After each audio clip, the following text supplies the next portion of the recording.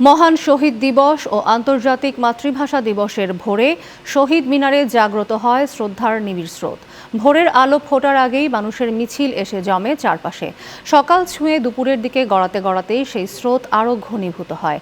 স্মরণ, শ্রদ্ধা আর ভাষার প্রতি অফুরন্ত ভালোবাসা একত্র হয়ে ২১-এর প্রভাতকে পরিণত করেছে আবেগের মহাসাগরে। সেই জনস্রোতের চিত্র তুলে ধরেছেন শাহিনুল ইসলাম সাগর। রাষ্ট্রীয় শ্রদ্ধা নিবেদনের আনুষ্ঠানিকতা শেষে খুলে দেওয়া হয় কেন্দ্রীয় শহীদ মিনারের সব পথ। সেই পথ ধরে খালি পায়ে নিঃশব্দ পদচারণায় বুক ভরা ভালোবাসায় সাধারণ মানুষ এগিয়ে আসে হাতে ফুল নিয়ে, যা শ্রদ্ধা নিবেদনের অনুপম দৃশ্য তৈরি করে।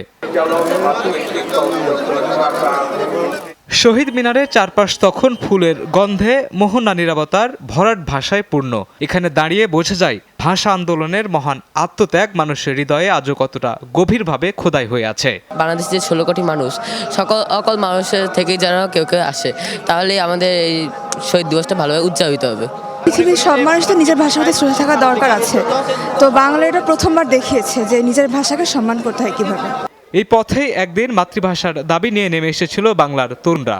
গুলির শব্দে তাদের কণ্ঠরোধ করতে চেয়েছিল ভয়, কিন্তু দাঁড়িয়ে গিয়েছিল ইতিহাস।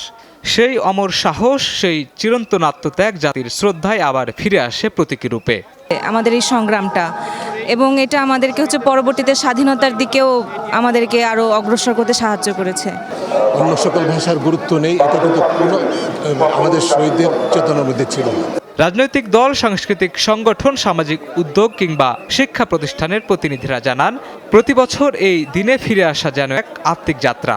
এত বছর পরেও আমরা কিন্তু তাদেরকে এমনভাবে আমাদের চেতনায় তারা জাগ্রত আছে যে আমরা তাদেরকে ভুলি নাই। মাতৃভাষাকে, বাংলাকে আমাদের আদালতের ভাষা হিসাবে, শিক্ষার ভাষা হিসাবে, আমাদের সরকারি অফিস আদালতের ভাষা হিসাবে এখনো পূর্ণাঙ্গভাবে প্রতিষ্ঠা করতে পারিনি।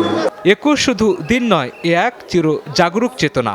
শ্রদ্ধার ফুলে নীরবতার ভাষায় মানুষের অবিরাম প্রবাহে মনে করিয়ে দেয়, ভাষার জন্য জীবন দেয়া সেই অমরদের প্রতি ভালোবাসা কখনো মুছে যাওয়ার নয়। আজ সেই মহান ২১শে ফেব্রুয়ারি, সেই ভাষা দিবস এবং শহীদদের প্রতি আত্মত্যাগের স্বীকৃতির একটি দিন। তাই সেই স্মৃতিকে আলিঙ্গন করতেই বাংলার তরুণরা আবার তাদের স্মৃতির প্রতি জাগরিত হচ্ছে। কেন্দ্রীয় শহীদ মিনার থেকে শাহিনুল ইসলাম সাগর, চ্যানেল 9, ঢাকা।